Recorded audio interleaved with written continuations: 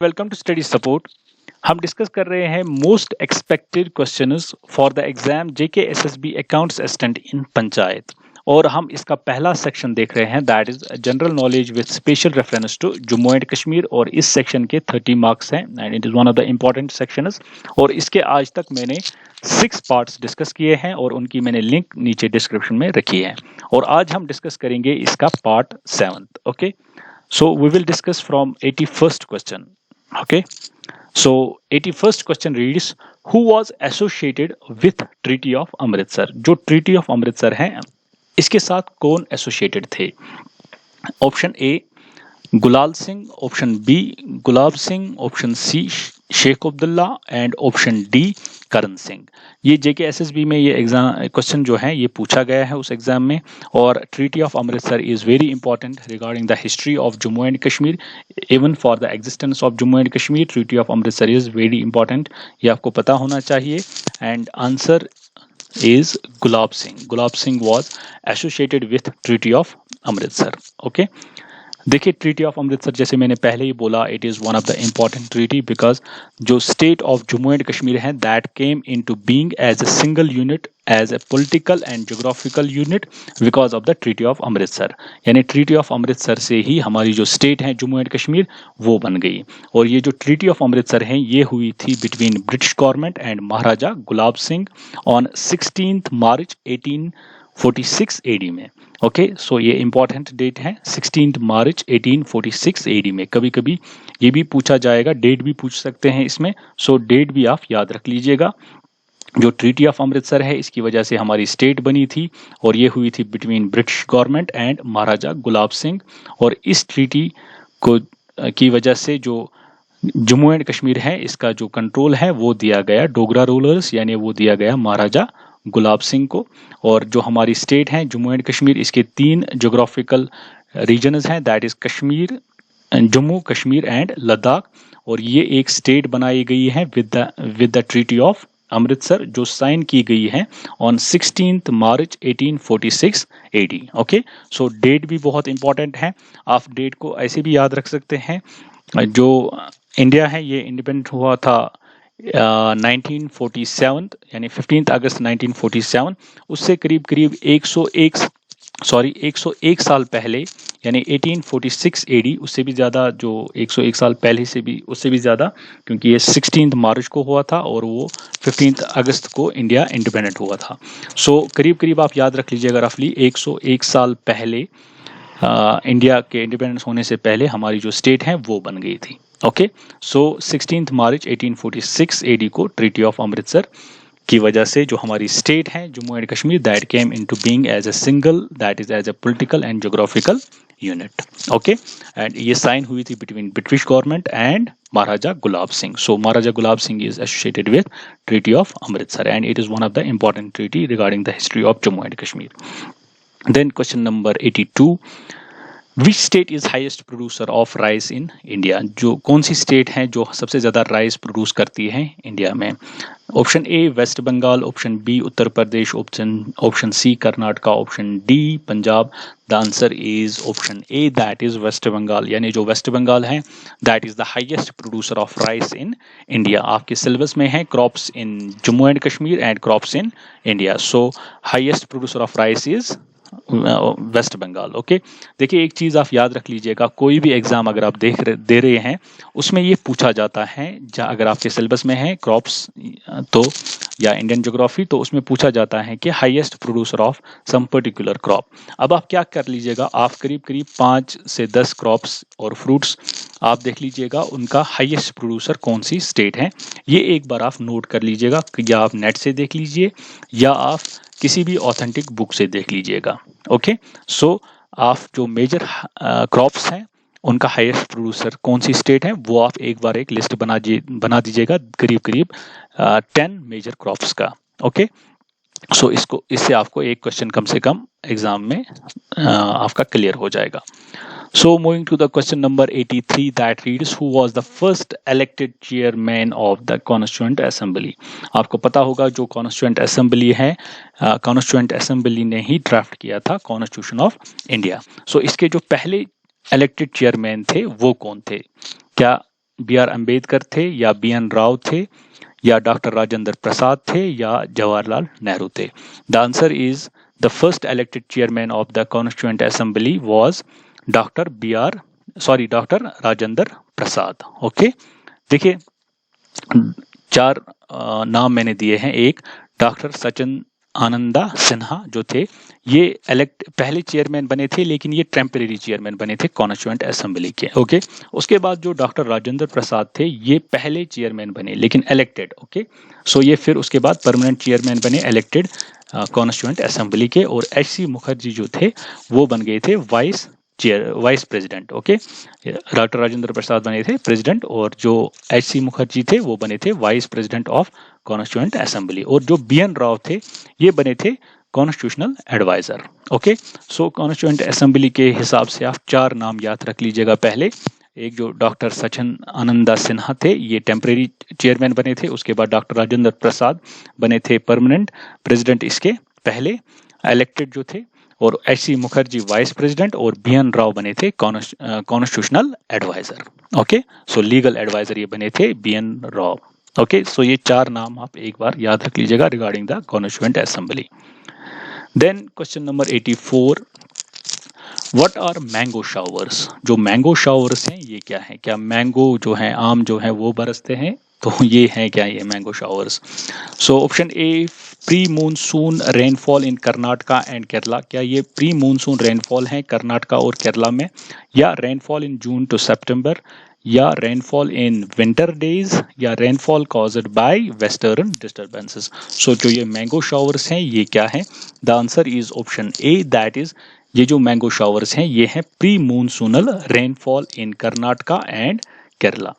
देखिए जो मूनसून आता है एंडिंग मई में, मूनसून की वजह से, monsoon is the Indian climate जो है दैट इज द मूनसूनल क्लाइमेट, और जो मेन रेनफॉल इंडिया में होती है that happens because of the monsoon. लेकिन मूनसून से पहले ही आती है अप्रैल रेन्स। अप्रैल में रेन्स होती हैं जिनको बोलते हैं समर शावर्स भी, और इनको बोलते हैं मैंगो शावर्स भी। ओके, और ये है प्री मूनसूनल शावर्स, और ये आते हैं कर्नाटका, केरला, कोंकण एंड गोवा। और इनको मैंगो शावर्स क्यों बोलते हैं? Because they help in the ripening of the mangoes, और ये आते हैं second half of the month of April. Okay, हालांकि ये डिफिकल्ट है प्रेडिक्ट करना, लेकिन यूजुअली जो नॉर्मल इसका जो रूटीन है that is second half of the month of April. Okay, so question number 85, Habba Khatoon was the wife of Yusuf Shah चाक। जो हब्बा खातून थी वो थी wife of Yusuf Shah Chak. He was the last independent Muslim ruler of Valley। तो आपके syllabus में है personalities. Habba Khatoon is one of the important historical personality regarding Jammu and Kashmir. So इसके बारे में क्वेश्चन है, which of the following is true about her? इनके बारे में कौन सा स्टेटमेंट सही है? Option A, her real name was Zoon, that is moon. दूसरा है, she was a Kashmiri Muslim poet. Third, also known by the honorary title nightingale of Kashmir. Option fourth, she was born in a small village in Pampore, Pulwama in Kashmir. So इनमें से कौन सा statement सही है? क्या first and second, या सेकंड एंड थर्ड, या third and fourth, या सारी स्टेटमेंट सही है? और द आंसर इज दैट ये सारी स्टेटमेंट सही हैं अबाउट द हब्बा खातून। हब्बा खातून को बोलते थे कश्मीरी में जून, दैट इज मून, और ये बहुत ही खूबसूरत थी इसीलिए इनको बोलते थे जून यहाँ पे। ओके, और ये एक पोइट थी and she was also known as nightingale of Kashmir. Habba Khatoon को बोलते थे नाइटिंगेल ऑफ कश्मीर, और ये पामपोर में पैदा हुई थी। Okay, then question number 86, which of the following is known as पतन दा तालाब मीनिंग पोंड ऑफ प्रिंसेस? पतन दा तालाब किसको बोलते हैं? जिसका माने है पोंड ऑफ प्रिंसेस। और ये JKSSB में कई बार पूछा गया है ये क्वेश्चन। क्या पटना को बोलते हैं पटन दा तालाब, या पटनी टॉप को, या वेरीनाग को, या नन ऑफ द अबो? सो किसको बोलते हैं पटन दा तालाब? The answer is Patni top को बोलते हैं पटन दा तालाब, that is pond of princess, जिसका माने है पोंड ऑफ प्रिंसेस। देखिए पटनी टॉप जो है ये एक हिल टॉप टूरिस्ट लोकेशन है। ओके, ये टूरिस्ट डेस्टिनेशन है और ये है उधमपुर डिस्ट्रिक्ट में। ये आप याद रख लीजिएगा, जो पटनी टॉप है it is in Udhampur district. इसका जो ओरिजिनल नाम था वो था पटंदा तालाब, जिसका माने है पोंड ऑफ प्रिंसेस। और फिर in olden times A pond existed in the meadows and the king's princess often used to have her bath here। जो ओल्ड टाइम्स में यहाँ पे जो प्रिंसेस थी किंग की, वो यहाँ पे नहाया करती थी, इसीलिए इसका नाम था पतंदा तालाब यानी pond of princess. Then Britishers probably got couldn't get the name correct in their revenue records and over the years it changed from Patanda Talab to Patni Top। तो जो ब्रिटिशर्स थे उन्होंने इसका जो नाम है शायद वो सही से रख नहीं पाए, तो इसका फिर आहिस्ता आहिस्ता नाम चेंज हुआ पटंदा तालाब से पटनी टॉप। और ये है एक tourist destination, one of the important tourist destinations in Jammu division and it is in Udhampur district and it is known as Patanda Talab that is pond of princess. और कई बार ये JKSSB में पूछा गया है। Okay, then question number 87, who became the prime minister of Sri Lanka after 2020 elections. Sri Lanka में recently elections हुए थे और तो प्राइम मिनिस्टर कौन बने थे वहां पे।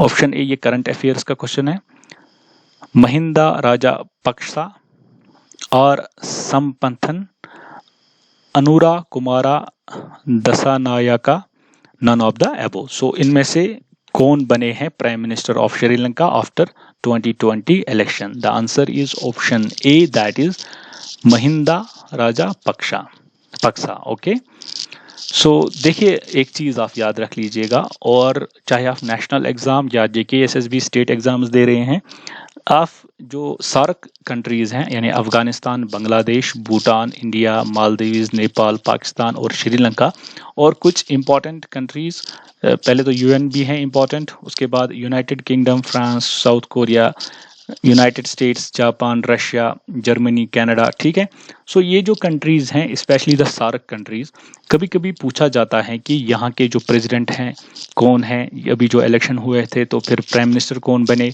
या जो सुप्रीम कोर्ट जैसे पाकिस्तान में सुप्रीम कोर्ट हैं ऐसे ही, या भूटान में किंग कौन है, ओके, या मालदीव्स में इलेक्शन हुआ है तो वहाँ के प्रेसिडेंट कौन बने हैं।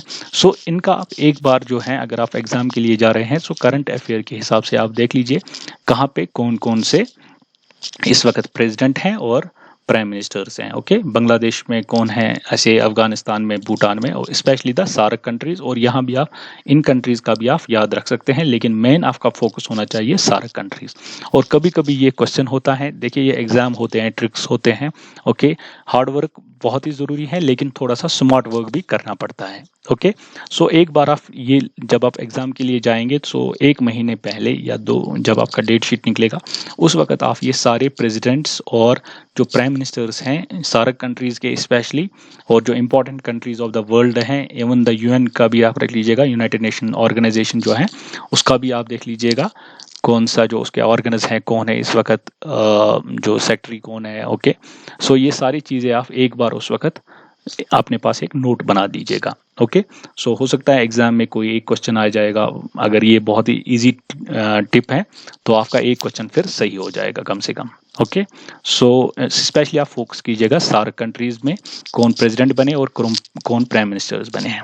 Okay, then question number 88 that is minimum age for membership of panchayat is. जो मिनिमम एज है अगर आप मेंबरशिप पंचायत का चाहते हैं तो क्या है इसकी minimum age, 18 years, 21 years, 35 years या none of these. The answer is 21 years, यानी अगर आप मेंबर ऑफ पंचायत बनना चाहते हैं तो आपकी कम से कम एज होनी चाहिए 21 years. Okay, then question number 89 that is Verinag spring is the main source of which of the following river of Jammu and Kashmir।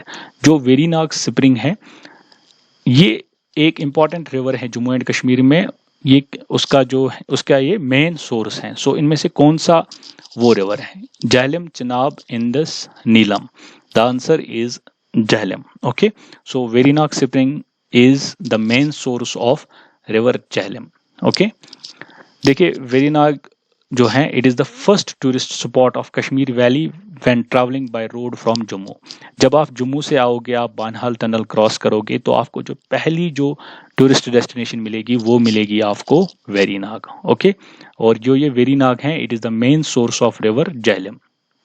Okay, river Jhelum is the main river of Kashmir valley और उसका जो main source है that is Verinag spring. Okay, ये है Anantnag district of Jammu and Kashmir में।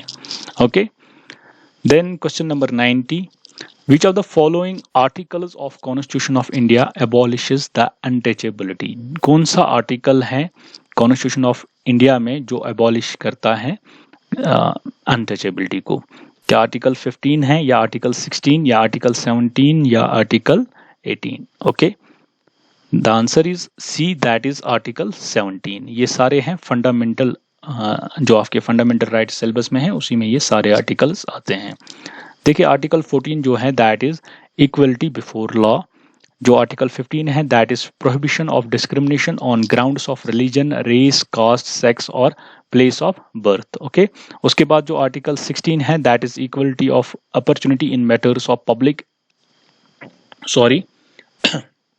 Public employment, और article 17 जो है that is abolition of untouchability. ये कई नेशनल एग्जाम्स में भी पूछा गया है ये। Okay, so article 17 talks about abolition of untouchability. Okay, so thanks for watching. Do like, do share, do subscribe to the channel. Thanks for watching.